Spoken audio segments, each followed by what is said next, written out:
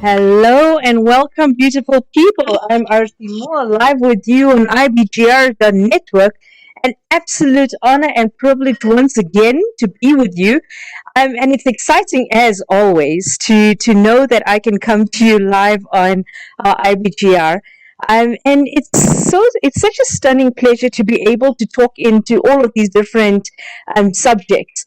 And being on IBGR is an absolute privilege. It's exciting, it is thrilling, and the brilliance about IBGR.network is that we're not just a radio show. We're not just a network. We're a family of people who are coming together to share such brilliant, beautiful insights. So if you're a business owner, it is the platform to be on, where it's everything a business owner needs to grow, start, or exit a business. Now, how exciting is that?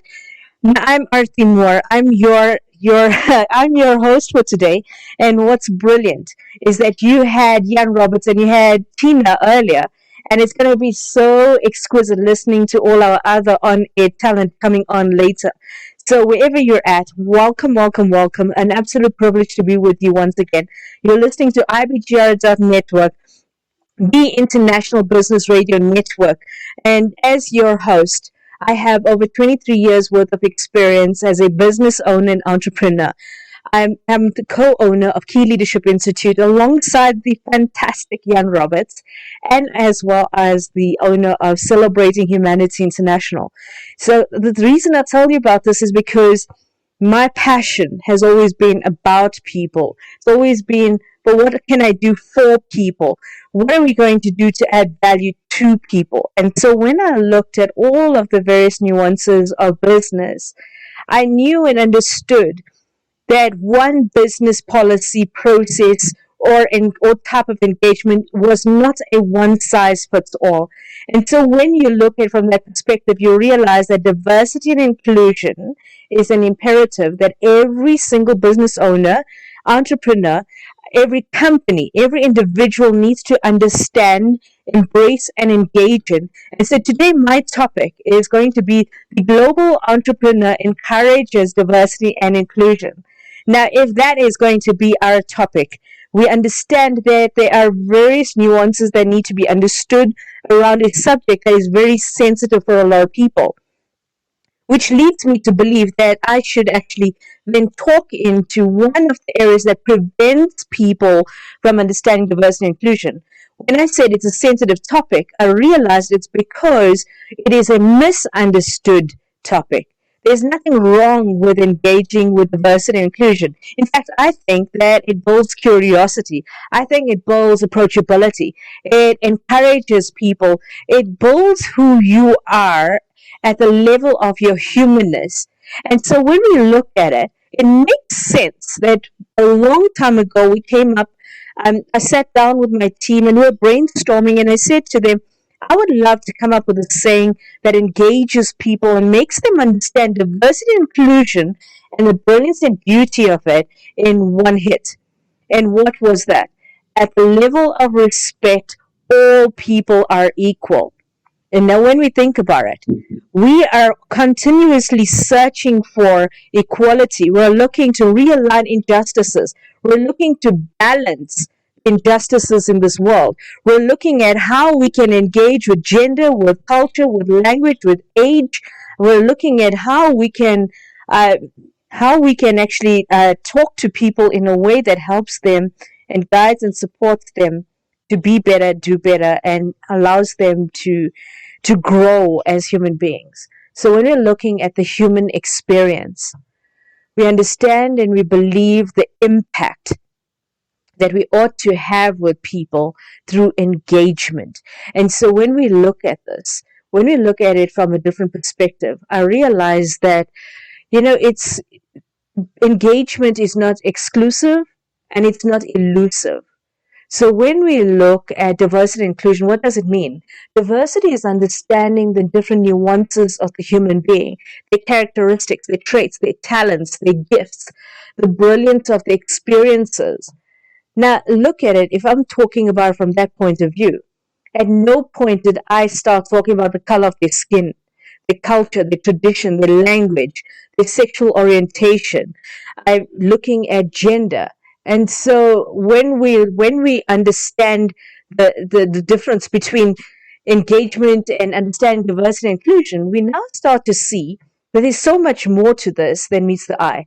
So there are many ways that people are prejudiced towards each other. There are many ways that they hurt each other. And what they do is they use programming and self-limiting beliefs and policies and procedures, and they look at ways where they can control people and be in control over them.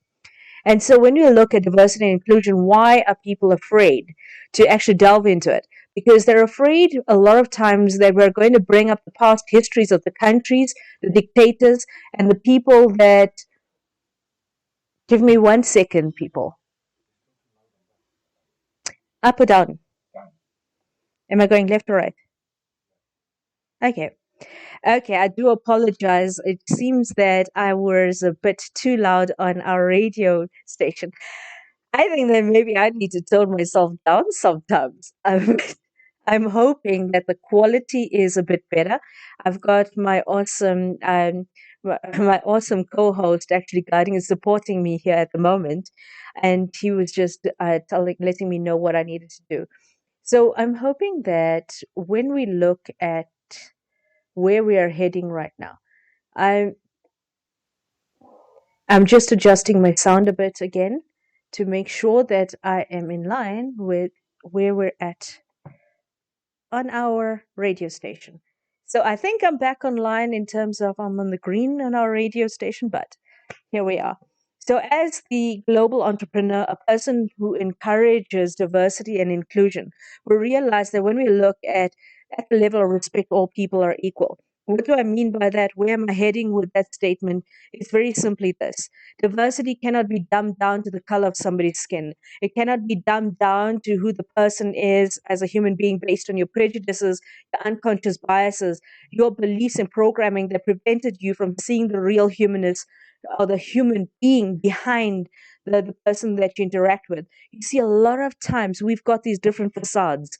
We look at people with different lenses that prevents us to see the brilliance and the beauty of the human being before engaging in any meaningful conversation. We have already judged them. And when you look at that, that is a very human thing. It is human nature to judge, prejudge, and to overjudge people.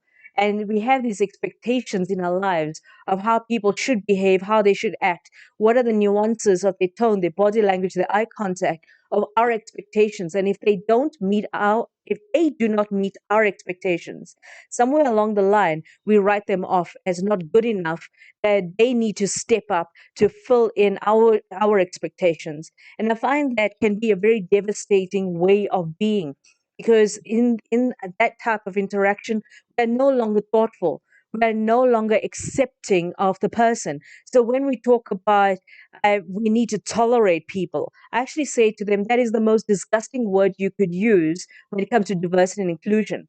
Why tolerate somebody? Because that is a negative connotation.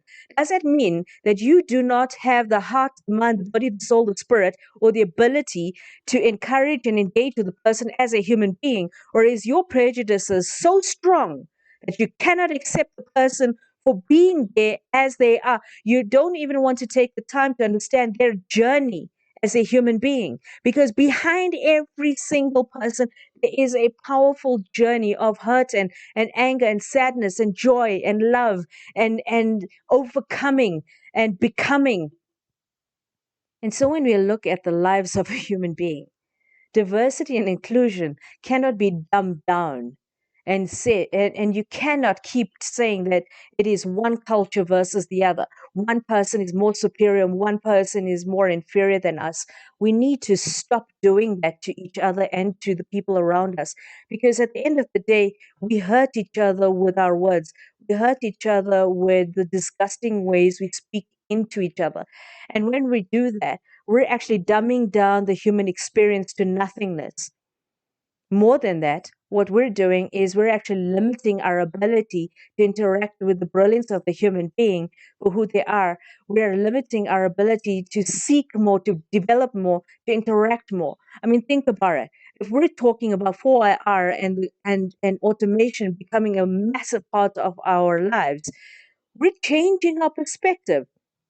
So it's easy for us to step up and learn about all of these new things, but it's difficult for us to learn about a fellow human being, a colleague, an individual, somebody in our home, somebody who's a part of a community that we were not wanting to engage with because our programming taught us that they're not good enough.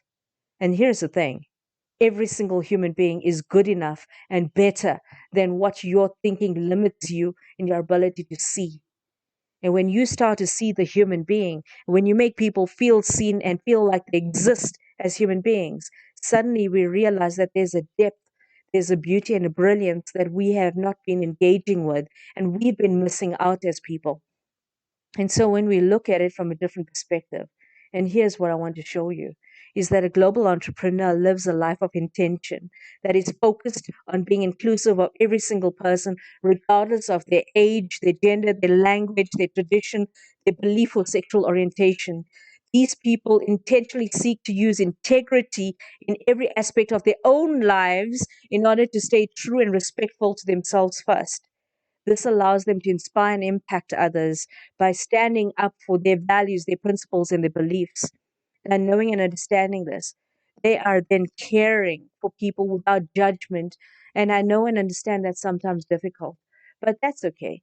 I realize that this is a strong, tough subject to talk into, but I'm excited because I'm going to show you how this actually works.